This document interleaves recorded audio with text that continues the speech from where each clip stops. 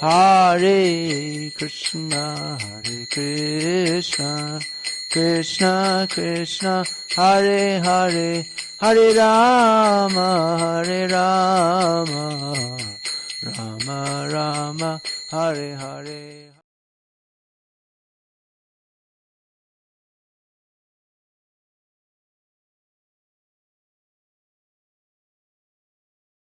Srimad Bhagavad Gita, as it is, translation and commentary by His Divine Grace A.C. Bhaktivedanta Swami Prabhupada, Chapter 7, Text 16. Chaturvidha bhajante mam jana sukritinarjuna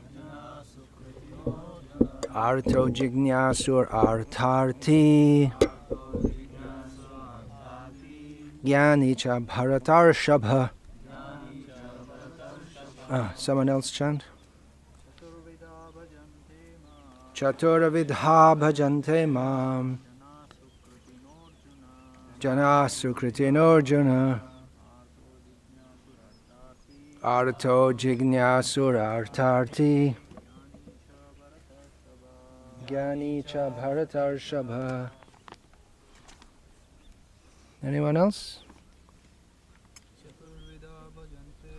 Chaturvidha bhajante mam jana sukritina arjuna arto jignasur artharti Jnani cha bharatarshambha.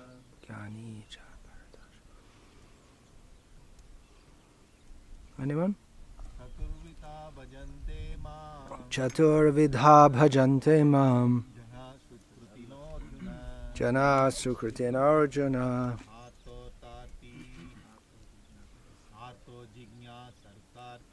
arto jignasur artharti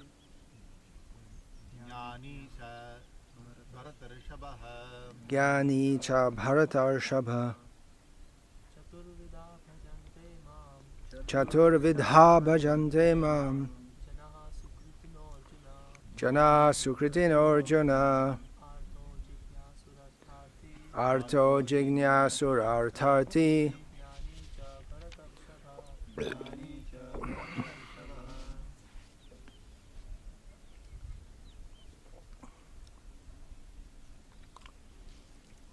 O best among the Bharatas, 4 kinds of pious men begin to render devotional service unto me. The distressed, the desirer of wealth, the inquisitive, and he who is searching for knowledge of the Absolute. Purport. Unlike the miscreants, these are adherents of the regulative principles of the scriptures, and they are called Sukritinaha, or those who obey the rules and regulations of scriptures, the moral and social laws, and are more or less devoted to the Supreme Lord. Out of these there are 4 classes of men: those who are sometimes distressed, those who are in need of money, those who are sometimes inquisitive, and those who are sometimes searching after knowledge of the Absolute Truth.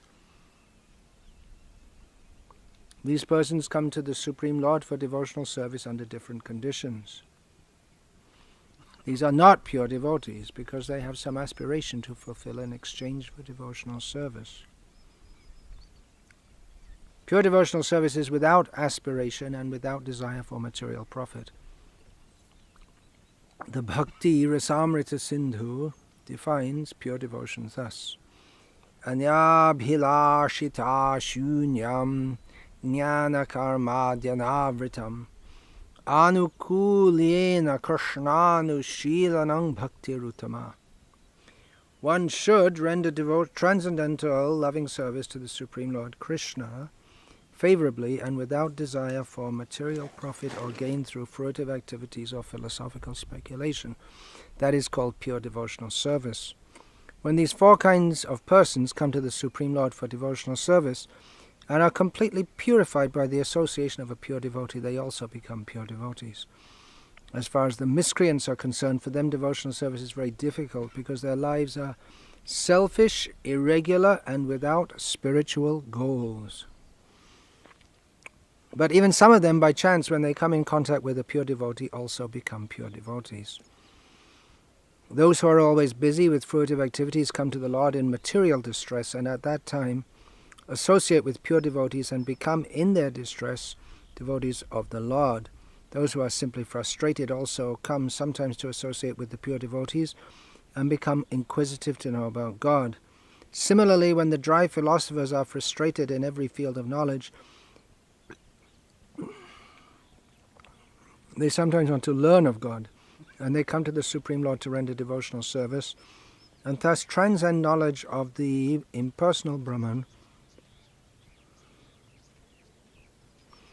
and the localized Paramatma, and come to the personal conception of Godhead by the grace of the Supreme Lord or his pure devotee. On the whole, when the distressed, the inquisitive, the seekers of knowledge, and those who are in need of money are free from all material desires, and when they fully understand that material remuneration has nothing to do with spiritual improvement, they become pure devotees, as long as such a purified stage is not attained. Devotees in transcendental service to the Lord are tainted with fruitive activities, the search for mundane knowledge, etc. So one has to transcend all this before one can come to the stage of pure devotional service. Om Jnana-timirandhasya Jnananjana-shalakaya Chakshurin militam yena tasmai Shri Gurave Namaha. Nama Shrishtham Manamapi Shatiputramatra Surupam Rupam Tasyagrajam Urupuring Mathurim Goshtavatim Radha Kundam Girivaramaho Radhika Madhavasham Prapto Yasya Pratitha Kripaya Shri Gurum Tam Natosmi Vandeham Shri Guru Shiyataf Parakamalam Shri Gurun Vaishnavanscha Shri Rupam Sagrajatam Sahagana Raghunatam Vitam Tam Sajivam Sadvaitam Savadhutam Parijana Sahitam Krishna Chaitanya Devam Shri Radha Krishna Padan Sahagana Lalita Shri Vishakha Vitam Shri Radhayaf Pranaya Mahima Kidrisho Vanayai Vasvadyo Yenad Bhutam Adhurima Kidrisho Vamadiya So Kang Chas Yamad Anubhavata Kidrishang Veti Lobhat Tad Bhava Dhasamajini Sachigarva Sindhu Harinduhu Hare Krishna Krishna Krishna Hare Hare Hare Rama Rama Rama Hare Hare. In this verse, Krishna discusses pious people. The word is used is sukritinaha, people who have done some good works. There's another term also, punyavan, one who has got punya. So these two terms are often seen as synonymous. Punya is generally understood to mean material piety, as distinguished from pure devotional service. So pious people come to Krishna, and impious people don't come to Krishna. Impious people, they won't come to Krishna. Matena Krishna paratasvato vamito bibhadyeta grihavratanam adanta gobhir vishatang tamisram punah punas charvita charvananam. Persons who have decided that they're not going to be Krishna conscious don't become Krishna conscious. Even by their own so-called spiritual endeavors, even if they get well advised to do so. They may have so many philosophies, but their real aim of life is simply to gratify the senses. And in this way, they chew that which has already been chewed and go to hell. Now, pious people, they're different. They have some inclination toward God at some level, and therefore among devotees we often talk about pious people. We went to a place, we went to a certain town, we found there were many pious people. Such and such a person is a pious person. It doesn't mean they're a pure devotee, but they are naturally inclined to be favorable toward devotees and to be open to Krishna consciousness, or to, without even thinking about it much, they'll join in the dancing and the kirtan. They'll happily take prasadam and enjoy it, whereas people who are impious, they don't like to take prasadam at all. So this is what I call a pious person. It means generally someone who's very simply and naturally accepts Krishna consciousness, or simply and naturally is inclined to turn toward God. Recently I saw some statistics which were put out by atheists in their ongoing battle with anti-atheists. I don't know if we should call those the Christians who are combating the atheists theists. They're very undeveloped theism. But anyway, that's another point altogether. So this presentation showed that, or it brought out the point that often theists, they say that, well, we have many scientists who are also theists, so it's not that science makes you automatically atheistic, or they profess that we have many scientists on our side, as if to justify that actually it's propaganda against the generally propagated idea that people who know science, they're more intelligent and they're more educated, and so they don't believe in God. It's only stupid people who believe in God. So this atheistic propaganda said that, although some scientists may believe in God, they gave statistics that the great majority don't, and that if you go a higher level of scientists, the higher level you get among them, the less percentage of theists there are among them. So therefore the conclusion is that the more intelligent you are,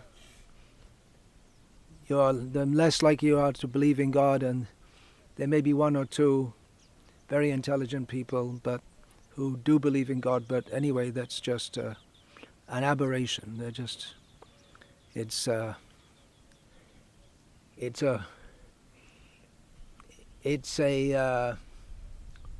happens in evolution, and there may be some strange things that come out also, but the general course is that people who are more intelligent, they don't believe in God.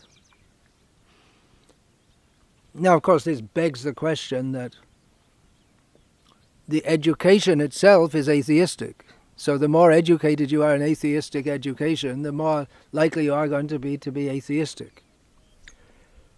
For instance, we find that among the Vaishnavas, who are definitely theistic in the best sense of the term,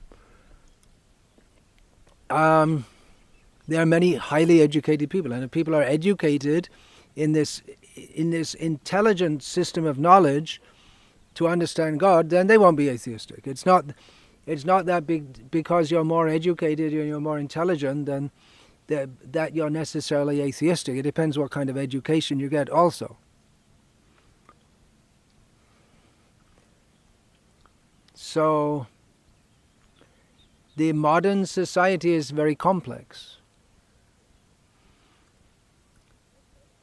So complex. And it's not surprising if people become more atheistic, and especially they go through so many years of school in which explicitly or implicitly the whole tenor is atheistic. and no one gives what they're given, the knowledge at school. It's presented, science, it's so wonderful, and this is real intelligence. And when it comes to religion, no one presents anything intelligently at all. It's not surprising if people associate intelligence with skepticism about everything, actually, except science. They should be skeptic about science also, which actually the Vedantic position, I say Vedantic because it's not only Vaishnava. In Vedanta there are two main divisions. There's Advaita and, well, for want of a better term, Dvaita. Well, that's oversimplistic to say that. Anyway, let's say Vaishnavas and Mayavadis. Because some of the Vaishnavas, they're Shuddhadvaita, Vallabh's philosophy, and Vishishtadvaita is Ramanuja, so they profess to be Advaita. They're also Advaitavadis, according to their own philosophy. So all classes of Vedantists, not only Vedantists, but generally the followers of the Vedas, they are skeptical about any system or any method, any epistemology, except Shabda Praman, especially the Vedantists. That we accept, because they say that within what would be the modern scientific system, it depends on Pratyaksha and Anuman. Without Pratyaksha and Anuman are also accepted by Vaishnavas and by Vedantists, but only as supports to Shabda Praman. And Pratyaksha and Anuman, they are less reliable sources of knowledge, and without Shabda, you're definitely going to be in trouble following these. Pratyaksha means sensory perception, Anuman means hypothesis based on sense perception. What you've seen, you hypothesize about it. There is smoke on the hill. Well, that's a kind of Anuman. There's smoke on the hill, so that where there is smoke, there is fire. So the Vedic system is skeptical of the modern scientific system from the outset because of Brahm Pramad Vipralipsa Karna Patav. The mistakes are there of the defects of Pratyaksha, that one tends to make mistakes, one tends to be confused or illusioned. Brahm Pramad, one tends to cheat. Oh, scientists don't cheat, do they? You wouldn't expect this. Scientists, they're very noble people. They wouldn't cheat or fudge their figures to get a research project, research funding. And Karna Patav, the senses are imperfect anyway. Yes. So, in so many ways, the scientific system, which is people who think they're trained in science, they're skeptical about what they perceive as being non-scientific, but they're not skeptic about science. But they should be if they just think a little deeper. But they don't get to think that deeply because they don't come to the Vedic knowledge. So, generally we see that simple people, they're more open to Krishna consciousness, which suggests that it's the natural tendency of the living being to be pious, but modern education kills it. Not education per se, but modern education, which teaches one to be doubtful about everything, which puts oneself in the position of God, because oneself becomes the arbiter of everything in that case. So there are many faults if we start to think about it or discuss it at a little deeper level, and just this atheist percent. You see, most scientists are atheistic, and the more higher level they are, the more atheistic they are. But that's based on the premise that this education is that it actually reveals the nature of reality, and that one is actually more intelligent by being more educated. Well, in one sense you are. In one sense you are. If you're someone who's an atomic physicist, it's not everyone that can become an atomic physicist. You have to be intelligent, diligent, and be trained over many years. One has to be at a higher level of intelligence than most people. But the intelligence that is concentrated on the wrong thing is not very intelligent. Just like if your house is on fire and you're still looking through your microscope and saying, well, I'm making some wonderful discoveries here. In the meantime, you're going to burn down with your whole laboratory. Well, that's what's going on. The scientists are making all wonderful discoveries. In the meantime, Janma Mrityu Jara Vyadhi, their birth, death, old age, and disease, they are they're being crushed by the wheels of time. But they don't see Pashyanapi na Pashyati. They're so busy investigating what is ultimately superfluous. They take this world so seriously. It's like doing a PhD on the latrine or something like that. You go into someone's house and you have a beautiful house, and then the thing you're most interested in is the latrine, and you put all the emphasis, all your attention. Oh, what kind of latrine have you got? Oh, what a wonderful! Oh, beautiful, perfectly designed. Let's do a project here to study it, neglecting the whole of the rest of the house. That's what materialists are doing, because they're cockroaches in the commode. And therefore they think this toilet is the ultimate, the be-all, the end-all, and there's nothing beyond this.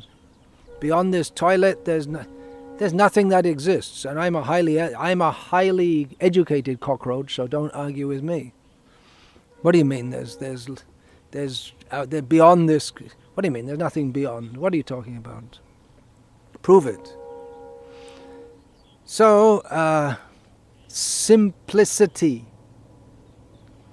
by which one can take to devotional service. Otherwise, without that, one gets in trouble, as everyone always does in this material world, and then he blames God, or he says, well, that's proof there's no God, because if there was God, he wouldn't make troubles for me, he wouldn't make life. God means all good, and therefore, despite the fact that I'm killing animals and exploiting people and cheating people, and either in this life or a previous life, but surely God will do everything nice for me. Yeah, so they reject. There can't be any God. If there was any God, he wouldn't put me. I wouldn't be in this trouble. And when things go well, they say, well, what are you believing in God? What are you don't believe in God? See, I'm doing well. I don't believe in God. I don't need any God to help me. So it's the atheistic attitude. Whereas a person of theistic mentality, when things go well, he doesn't become puffed up and he thinks it's the mercy of God. And when things go bad, he also thinks it's the mercy of God. God is helping me to realize that this material world is not a nice place. He's given me a slight punishment for all the bad things that I've done. That's how a simple person thinks. He doesn't reject God because he's suffering in this world. So Sharalata, Bhakti Siddhanta Saraswati Thakur says, Sharalata, simplicity, is the first qualification of a Vaishnav. But that doesn't mean that one is stupid. It might mean that, in general, as we say, that pious people, we tend to see they are less educated, but that's a lot to do with the whole modern educational system rather than an intrinsic quality of of the conditioned soul, is that if they're stupid, they're pious and they believe in God. Is not necessarily true at all, although it might seem true in the modern milieu, in which education is to turn you into a demon. So, simplicity is required. Just simplicity, we generally think of it as not a good quality, but it is a good quality even for intelligent people, in which they can see, they can grasp the essence. There are so many complex discussions, but someone can just summarize it all in a very simple, straightforward and clear way and grasp the basic principles, instead of always getting hung up on some details. So that kind of simplicity is good. But it's why we say that simplicity is the first qualification of a Vaishnava to accept. Yes, well, we're all controlled. That means there must be a controller. Okay, that sounds pretty good. So that simplicity, that's good.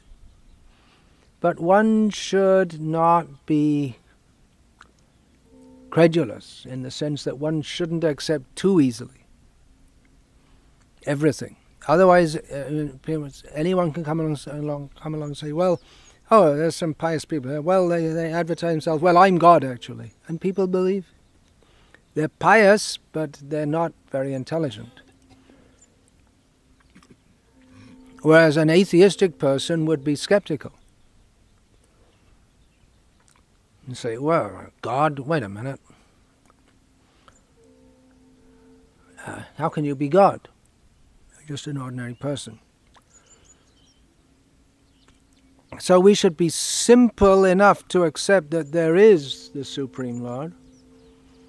At the same time, we shouldn't be so simple and to think that blind faith is a good quality. Faith is a quality, no doubt. Shadhavan. What is that? That word comes up so many times. Shadhavan jan hoy bhakti adhikari. One who is faithful he is eligible to take to devotional service. Shadha vallabhate jnanam. One who is faithful can attain knowledge. That's true in any field, even in the field of mundane science. One should be simple, but not. That doesn't mean that one suspends one's intelligence. One realizes that God is beyond our intelligence to understand, but not totally and wholly. That's almost like the Islamic understanding of Allah. It's just so great and so beyond your ability to understand. Then who do you pray to? What does it mean to believe in Allah? You're not even supposed. You can't even begin to think about Him because He's so beyond Him. There's no word Him, because He's not masculine or feminine or neuter. So it becomes so different. There's like extreme dualism. That there can be no relationship between God and us. So it almost comes to the point of atheism. Extreme dualism almost comes to the point of impersonalism, because he's not accepted as a person in the way that we are persons. We are persons also, and our personality takes from his personality. The other night in Secunderabad, Sunday night, after the class, one devotee asked me that, well, shouldn't we just accept our guru? If our guru's in parampara and we just follow? But they don't consider this verse. Evang parampara praptam imang rajashyo viduhu sakale neha mahata yogo nashta parantapa. This knowledge was received in parampara, in guru-disciple succession, but in course of time it became spoiled and lost. Well, how does that happen? If you just think that what is parampara? There's a guru, and that means there's a disciple, and the disciple later becomes guru to someone else who becomes a disciple, and it goes on like this. So How does it become spoiled? It means at some point that someone says something different to his guru. And therefore, although he's officially initiated, the parampara is lost. Because the message has been changed. So if we just presume simplistically, oh, okay, Prabhupada, all right, we accept he's a pure devotee in parampara.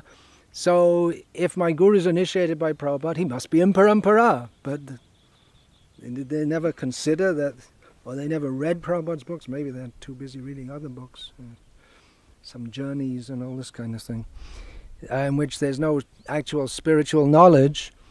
And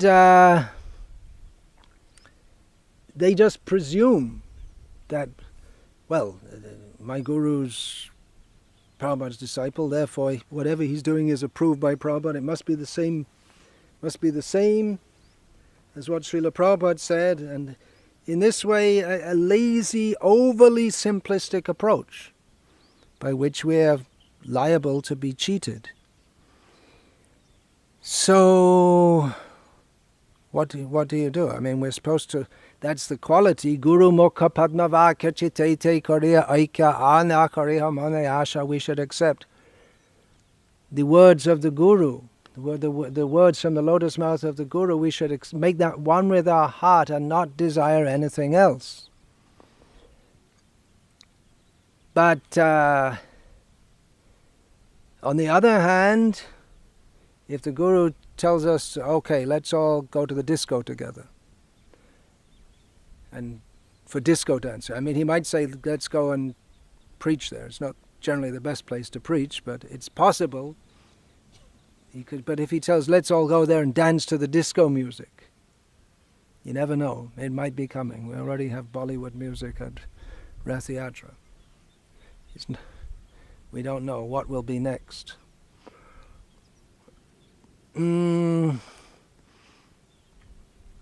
the disciple should be intelligent enough to, if he's received the knowledge, he maybe even received the knowledge from the Guru at one point, and then the Guru himself takes a strange turn, or he may have actually read Srila Prabhupada's books in which they see directions such as Anukulyasya Sankalpa Pratikulyasya Varjanam, and they may say, well, Guruji, how is going to a disco dance, how is that favorable for devotion? It seems to be unfavorable.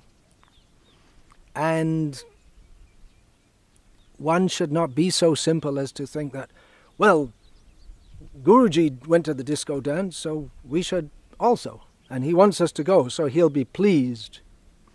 Or a very common, this is, well, not very common, but not, let's say not uncommon, misuse of this principle is that you have to please the Guru. So you have a beautiful young daughter, and you can please the Guru or your wife. Not unheard of. You can. I didn't say the whole. You can fill in the rest yourself. You all know it's not unheard of. This Guru Prasadi.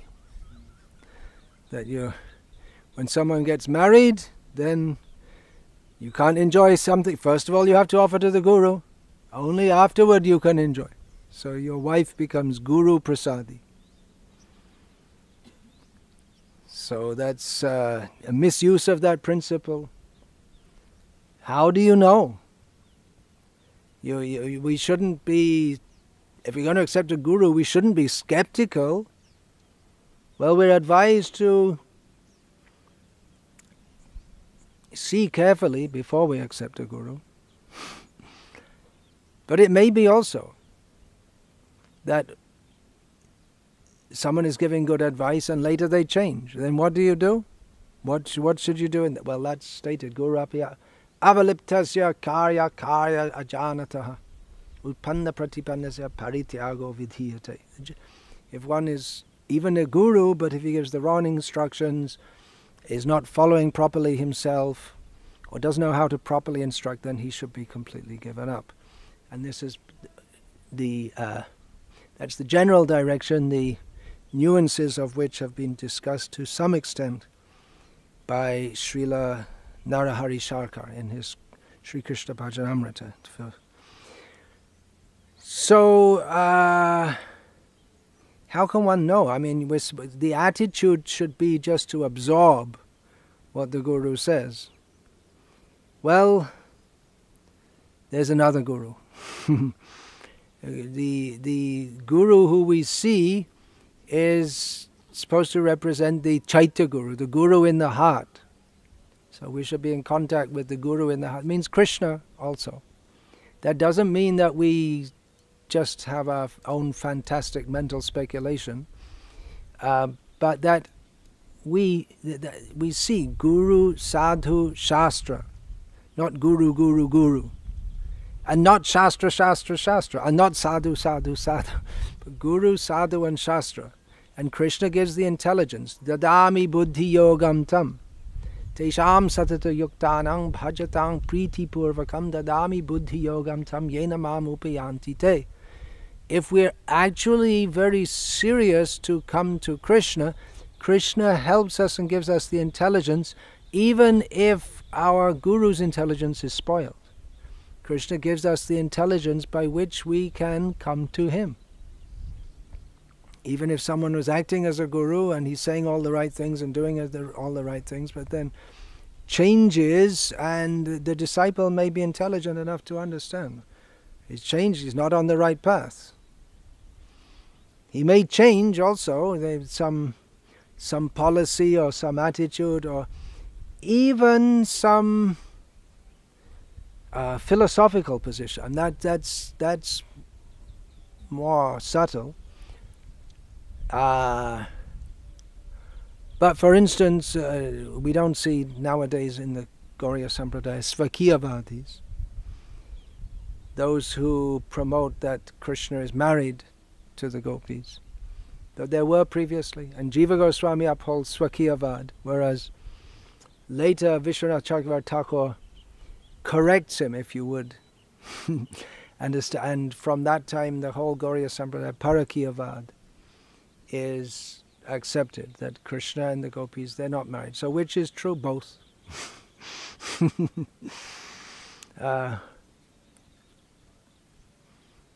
Depends where you want to go in the spiritual world. So it may be that even on some philosophical point that one may change the position, but the basic principle, as Srila Prabhupada has described in this purport to the verse that we read today, Anyabhilashita shunyam jnana kama dhyanavritam anukulyena krishnanushi bhaktirutama, of selflessness, complete dedication to Krishna. That is the basic principle, and from that will come Sat Siddhanta, the proper understanding. And if one is not fixed on this, then the improper understandings may come. Within Sat Siddhanta there may be sub-siddhantas, mixing an English prefix with an important Sanskrit word. There may be sub-siddhantas also. Just like Swakiyavad, Parakiyavad, there may be, both are acceptable. Or there may be devotees who see Lakshmi Narayana as supreme, or Rama supreme, and it's not. If we discuss from the point of view of rasa vichar, then Gauriyas will definitely come out on top. We declare that, but it's not rejected. The Gauriyas of Radha Krishna, Parakiya Bhav, that will come out on top, but it's not rejected at all within the realm of pure devotional service to accept Rama as one's life and soul. Srinate Janakinate Abheda Paramatmani Tatapi Mama Saravasvam Rama Kamalalochanaha.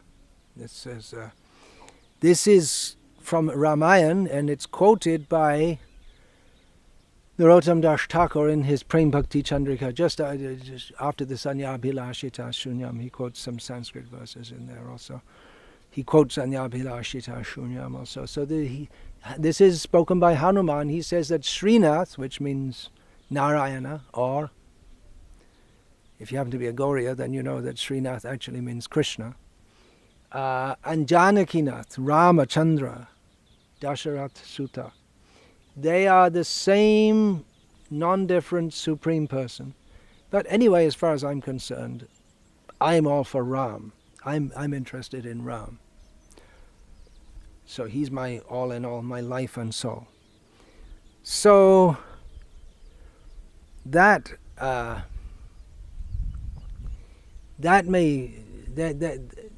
Guru may change in some ways. He may emphasize but different things within Vaishnavism.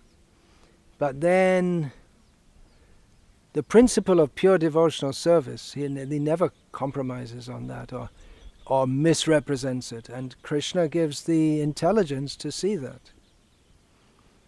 It is recorded in the Bhagavatam, the same Bhagavatam that states Guru Devatatma, that one should see Guru as just like God, Guru, and one's life and soul. So that's in Bhagavatam, and it's Samasta Shastra. It's stated in all Shastras. Sakshad Haridvena Samasta Shastraya Ruktastata Bhavyata Eva Sadbhi. All these Shastras, all the whole tradition, the whole Vedic culture is one of utmost reverence for Guru. It requires a kind of simplicity, it requires faith. Simplicity means implicit faith that here I am, there is transcendence, and the intermediary is Guru. And just if we surrender to Guru, then he'll take us to the other side. So it requires an implicit faith, which is that requires some simplicity, because we can't find out the spiritual world by scientific methods. We can't find out spiritual existence. It requires faith that there is spiritual existence and that we can be elevated to that platform, but we need some help, and this is the system given to go via Guru. So that simplicity is required, but at the same time one has to exercise one's intelligence. Generally one submits one's intelligence to be guided by the Guru, which in the modern Western way of thinking, with all this idea of freedom and individuality, to them seems horrific. The idea that you should bow down to another human being, it just seems horrific. But that is the Vedic system, that one submits one's intelligence to the Guru. That doesn't mean that one turns off one's intelligence. The Guru, Sadhu and Shastra, one sees them all, and they're all together in one line. So if we see what appears to be a contradiction between Guru and Shastra, then we can go to the Guru and ask, what's going on here? And he may explain. Or if we're not satisfied with the explanation, we can ask some more. And if we're still not satisfied with the explanation, we may think, well, the Guru's gone wrong here. Krishna, he was the Guru to Arjuna, and Arjuna several times said to Krishna, okay, you're telling me all these things, but it doesn't seem to make sense. So what's going on here? And then Krishna would explain, and Arjuna he wasn't such an easy person to convince. Arjuna didn't say yes, yes, yes, yes. He said, well, that doesn't seem right. And then Krishna explained, it still doesn't seem right. So Arjuna, he put various objections based on his misunderstanding of Shastra. You'll find that Arjuna used all these words, karma, janma, aparam bhavato janma. So Arjuna, he asked Krishna, and Krishna explains everything to him. But if Krishna was not a bona fide Guru, or if Arjuna was not a bona fide disciple, then we might find that there's a rift between them. The Guru rejects the disciple, or the disciple rejects the Guru. The famous example of that is Bali Maharaj, who rejected his Guru. It's tremendous risk to reject your Guru. Tremendous risk. If the Shastra that we're quoting this, the Guru should be rejected if he's not properly. But the general injunction of Shastra is that one should have full faith and follow. And to reject a Guru is it's worse than anything you can do. So it was a tremendous risk that Bali Maharaj took. But Krishna inspired him from within the heart. Because actually he had the formal guru of Shukracharya, but he was taking shiksha from who? Prahlad Maharaj. And Prahlad Maharaj was in Parampara. Who was he initiated by? He was initiated by Narad when? When was he initiated by Narad? In the womb? How was he initiated? Initiation means tapa punna. You're supposed to put this hot symbols and then the tilak and then give a name. When was he initiated? Mantra, yeah. So in that sense he was initiated. There was no formal initiation. The essence he gave of spiritual knowledge. Otherwise he wasn't initiated. It was not possible that Narad formally initiated him. So Bali Maharaj, he understood what was right. He was like Prahlad in the sense that he was living among the demons, but he understood what was right. He was secretly in his heart, he was maintaining the right understanding. But somewhat different also, because Prahlad after all was a small boy, whereas Bali was actually the leader of all the demons, and he'd led the charge up to the heavenly planets and taken down. He was acting as the best demon in the history of demonism. There wasn't much of a history at that time because the universe hadn't been going on long. But it's a standard thing that the demons attack the devas, and the devas win. But this time Bali Maharaj won, so he was really the best of all time. But in his heart he was doing it as a duty, but he was actually a Vaishnava. So at great risk he rejected his guru, but as a result he attained Krishna.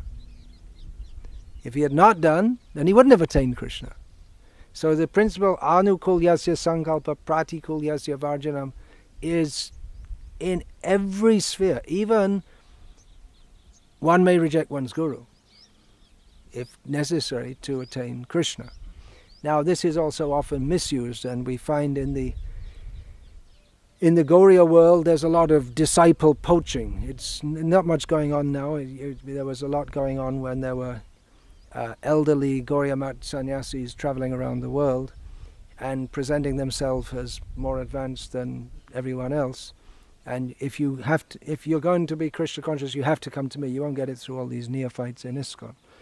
That was the propaganda going on. So not much now, but that may be misused. This idea of you can reject your guru. One should be extremely cautious in such a matter. But again, one should not be so simple that one is misled. So simplicity is a good quality. But to be too simple, that one's simplicity is not tempered with intelligence, that is also dangerous. Krishna je bhaje she baro chotur. That's stated in the Krishna Ashtotara Shatanama.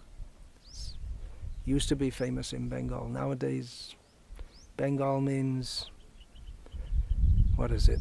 Naxal, bomb front on one side and Mamatar on the other, and who cares about Krishna? And Muslims in East Bengal. So, Mamata means Mamata Banerjee. Not actual Mamata, that's what we want. Mamata means a sense of I-ness, intense affection for Krishna. It happens to be the name of politician. So, that simplicity in which we can just appreciate Krishna. Just like that story is there of the cobbler and the brahmana. The Brahmana was very sophisticated and knowledgeable and was worshipping God day and night, but he didn't believe that Narayana can put an elephant through the eye of a needle. Whereas the cobbler, who's engaged in filthy work, dealing with skins of animals, very low class, uneducated, he immediately accepted. When Narada told him that, Narayana is putting an elephant through the eye of a needle, immediately accepted. Simplicity. And then Narada said, how can you believe it? I don't believe it myself, and I'm supposed to be the greatest devotee. How do you believe it? And he said, well, if he wants, he can do it. I'm sitting underneath this tree, and every seed there's a tree. So he can put an elephant through the eye of a needle. Why not?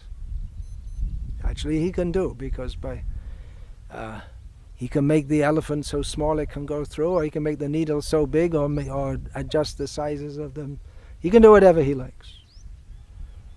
Yeah, even if we don't understand. So that simplicity, that actually,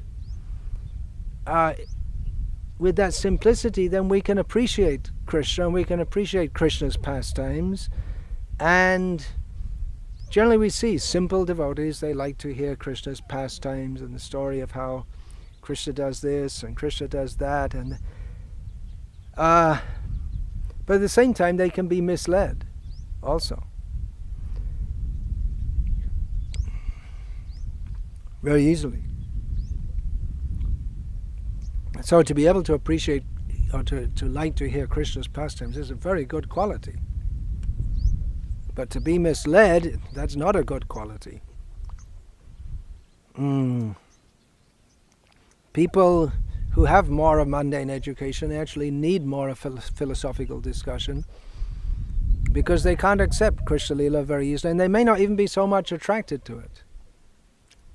Generally, if we go in the colleges, in India especially, and we start talking about science, and then they become interested. We say, well, in the Vedas there's this knowledge of science and that knowledge of science, and this scientist said that about Krishna consciousness very favorably, and then they become very interested. If you tell them a famous scientist, appreciates Krishna consciousness, and they think, that's very good. They're so much enamored by science. So people who are more messed up, less simple, they need their doubts addressed. The kind of talk that I'm giving now is not the kind of talk that simple people would very much appreciate, probably. Say, well, come on, they'd be asleep by now. But if there's stories of Krishna Lila, especially some stories we never heard before, then it becomes charming to all. But for those of us who are not so simple, we need this kind of discussion so that we can become simple and relish Krishna Lila. So that we can... And we need also, it's not always we discuss philosophy. We can read Krishna book and hear about the pastimes of Krishna. That is ultimately the goal of life, to relish hearing about Krishna. I have some notes about that also. We should just be absorbed in hearing about Krishna. Isn't that a fact? We should be absorbed in hearing about Krishna's wonderful pastimes. Uttama shloka charitam sarvaloka sukhavaham. The pastimes of Krishna. Uttama shloka, the best shlokas are meant for describing him. By hearing about his activities, the whole world can become happy. So shouldn't we just absorb ourselves in Krishna Lila? Yes, we should. But then, shouldn't we be cautious also? Yes, also. So, we also need to discuss philosophy. We need to discuss that.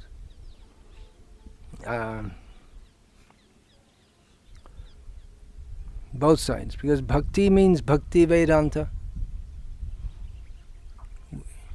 Krishna himself is Vedanta Krit. He gave Vedanta. course, when I say the gopis, they're not big Vedantists. We just want to be like the gopis, but the gopis, they are big Vedantists. They come to this world and write the Shat Chandarbhas and Laghu Bhagavatamrita and so many philosophical works.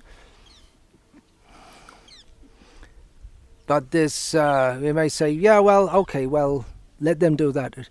Let them come to this world and write Laghu Bhagavatamrita. I'll just stay in the spiritual world and steal Krishna's lunchbox. We may say like that, but they come to this world and give us this knowledge so that we may take advantage of that, so that bhidyate hridayagrantis chidyante sarva sangshayaha. This is required. By hearing the Bhagavatam, all the attachments in the heart will be pierced, and the doubts will be slashed. So that's required. Therefore, tat shradadhana muniyo. Shradadhana means with faith. Faith is and simplicity. Faith and simplicity go together. But tat shradadhana muniyo. Muni, the thoughtful person, should be faithful also.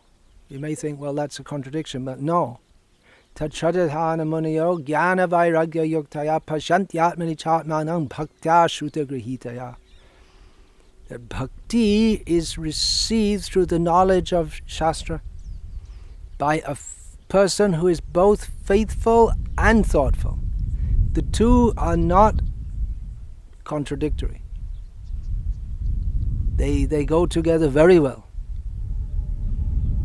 Jnana Vairagya. Often we see devotees who are very simple and they like to hear Leela, but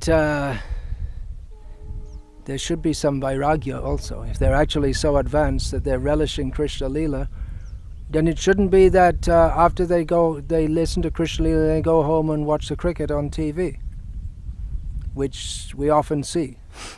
That those who are very simple and they're not much interested in hearing philosophy, they like to hear stories of Krishna, but they don't manifest symptoms of actually being spiritually advanced. That it might seem that their relishing of the pastimes of Krishna is a sign of being spiritually advanced, but then you have to see what happens when they go home. Also, it may be that they may appear to be spiritually advanced. You see people, they're relishing the kirtan, they're really into it, but when the kirtan stops, we don't see that they're seriously concentrating their mind on Krishna and trying to become free from sense gratification.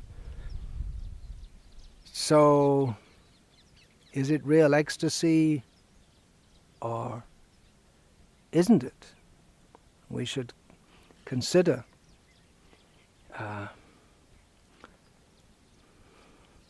Bhakti Vedanta.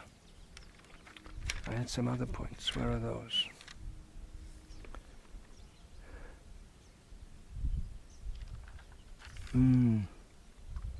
Many years ago, one of my godbrothers told me that, he said, well, all this philosophical preachings, well, why bother? He said, I concentrate on village people. They're simple. They can take to Krishna consciousness very easily.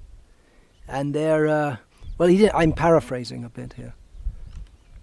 They can take to Krishna consciousness very easily. They're all spirit souls, so if you can get a lot of people going back to Godhead, then why concentrate on all these difficult people?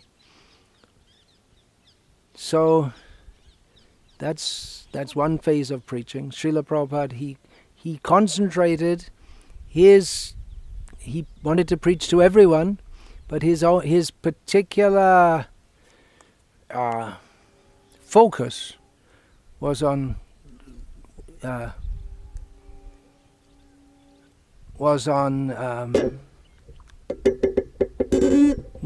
more intelligent. His books were meant for intelligent and sincere people, with the idea that if the intelligent come, then everyone else will follow. It's the intelligent people who are spoiling the world through their education system and their mass media and all this. So, even if we preach to the simple people, And they'll take to Krishna consciousness very nicely, but mostly they're still bewildered by the misleading propaganda that comes from the misled intelligent people, from the education system, from the mass media. And so we find that even though many simple people may come, but they, without philosophical understanding, their anarthas will remain. Their misunderstandings will remain. So even if people are very simple, it's not that they're simple and they'll take to Krishna consciousness very easily, but it doesn't mean they don't have to have their misunderstandings straightened out. It's not that they're totally unintelligent, and their intelligence is misdirected, so that has to be addressed also. So definitely we want, the whole aim is to develop our heart's natural attraction to Krishna. But at the same time, we warn, fools rush in where angels fear to tread, the English saying, that we'll just march in, and then we'll march into the Rasa Leela and take it over. But no, we have to get the qualification, which means absolute purity. Absolute purity, and that is, the process is given to us, that is Vairagya Vidya. It's not that being simple and then you just chant Hare Krishna, but then the anarthas have to be removed also. And the prime means for, or the essential process for doing that is by hearing. We should hear so that we can distinguish between what is real and what is unreal. And that's what is there in Gita and Bhagavatam, and it may be in somewhat simplified form in, for instance, Chaitanya Bhagavat, or in Narottam Das Thakur's songs, which generally that would be read out to people, or they would sing, and people, uneducated people, village people in Bengal, not educated, they can't read and write, they would hear Chaitanya Bhagavat, they would sing the songs on Narottam. The message is there. The message is there. So it's not that that's neglected for anyone. It's not that just, okay, Leela, bus. Just, that's it. We love Krishna Leela. But the anarthas, they have to be addressed also. Anarthas, they come from ignorance, from which material desire. So all these things have to be discussed. Otherwise we tend to think that well, I'm a devotee, so everything I do is spiritual. My guru's a liberated soul, so it's my great good fortune if I can offer my newly married wife to him first and then take her as prasadam. People may think like that if they're not properly educated. Hare Krishna. Any question about this?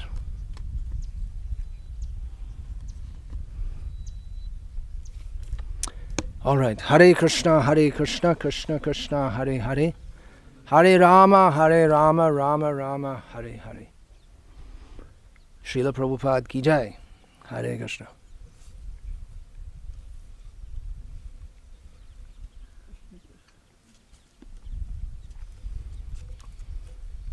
Okay, that's Gita chapter